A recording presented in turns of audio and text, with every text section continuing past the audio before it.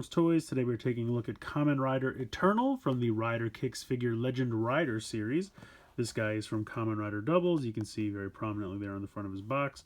I think the figure looks great. Very psyched that he comes with his cape. I always thought that was a cool look for Eternal, so I like that a lot. Here is a cool picture of the figure on this side without the cape. And then here is a picture of the suit over on this side. Not too much going on the bottom. Top just says Legend Rider Series. And then on the back, shows you how you can take the head off to remove the cape, and then it shows you the other figures that are available. These two also from the Legend Rider series, and then just one from the normal line. So, very cool packaging. I'm going to go ahead and get them out of there, and we'll take a closer look. Here is Eternal out of the packaging, and I decided to start without the cape attached, just because it's a little bit easier to show off the figure that way. I think he looks good. I think the head looks good, nice bright yellow eyes. He's got all the Gaia memory sockets on the vest here. He's got some here on his arms as well, some over here on his leg. He's even got some molded on the back. Unfortunately, they're not painted though. But what are you going to do? I think the paint that he does have is nice. Again, it's kind of a bummer that you can see that they start on the arm and go all the way around to the other side, but the paint stops at about the halfway mark. Same thing with these kind of shoulder flaps. It would have been nice if they would have just finished those through. That's really all I'm asking for. He has the flames down here on the front. I don't know if they're supposed to go all the way in the back. I would assume so because they are molded in there. I feel like when the figure is mostly white, I mean, these figures don't have a ton of paint on the front. I do appreciate that they painted this all the way around his leg, so they were able to give us that. So that's nice. Although that might just be a separate molded piece of plastic, I'm not sure, because you can see the belt got painted but then stopped, so I'm guessing this is a separate piece of plastic. I don't know, it's just little things like that. Like, I can forgive the back because technically none of the strap is painted anywhere on the body. It's just this separate piece of plastic molded on there. But to me, there's so few paint applications on this guy. Like, you could have had the gray just continue around the back here, just have this little section of belt here painted, and what else would you need? Really just finish this out around the side and finish the little shoulder markers. That's it. That's all I would need.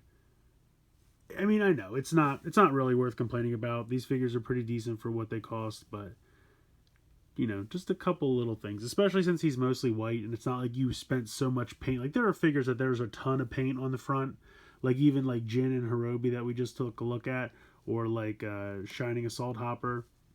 They have a lot of paint on the front, so I can understand why there's none on the back. This guy's on the light side. I feel like he could have hooked us up with just those couple little spots. That's all he would have had to do, and it would have been perfect. All that said, it's a good-looking figure. I mean, articulation's pretty standard. Head's on a ball joint. You have the shoulder pads can move up to get out of the way. And then you have the typical shoulder movement up and down, spin around, bicep swivel. It's a little bit lower than usual, and it's a little, I don't know, it's a little wonky, but I guess it's okay.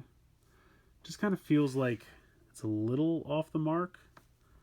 I hope I didn't do something to break it. I don't think so, but 90 degrees there in the elbow.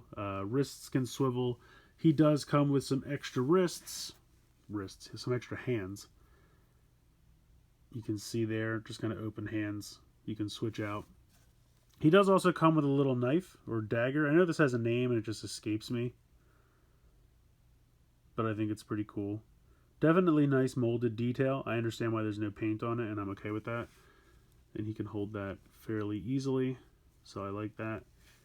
I like that he came with that accessory, I will say. And that might be why he has lesser paint applications, just because with the cape and the extra hands and the blade accessory might be why they had to cut back on some of the paint apps. I mean, I guess that could be possible.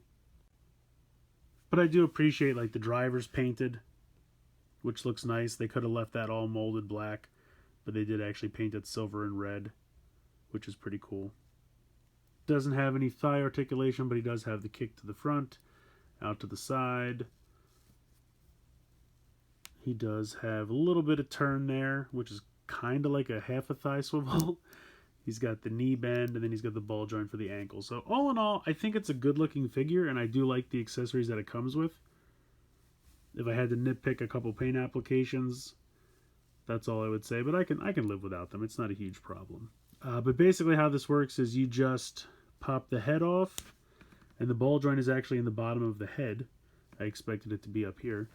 And then you just take the cape. Now the cape is a very soft plastic, and it kind of has that real strong plastic smell. It's starting to dissipate, and I think it's because I just took it out of the packaging, but it's very, very soft plastic. But it's okay. You just kind of take this, you sit it on here like this, and then you plug the head back in, and there you go. You have Eternal with the cape. I think he looks great. I think he looks really good with the cape. Plus, when he has the cape, you don't notice any lack of paint applications on his back, which is a nice feature. We'll go with feature. You still notice it on the shoulders, but like the back of the legs and stuff, it's all very less noticeable. Very less noticeable. Sure, that's how English works. Anyway, the figure looks good. I like him with the cape. I really do. With the accessory and the cape, I definitely think he is pretty excellent. So I recommend picking this guy up.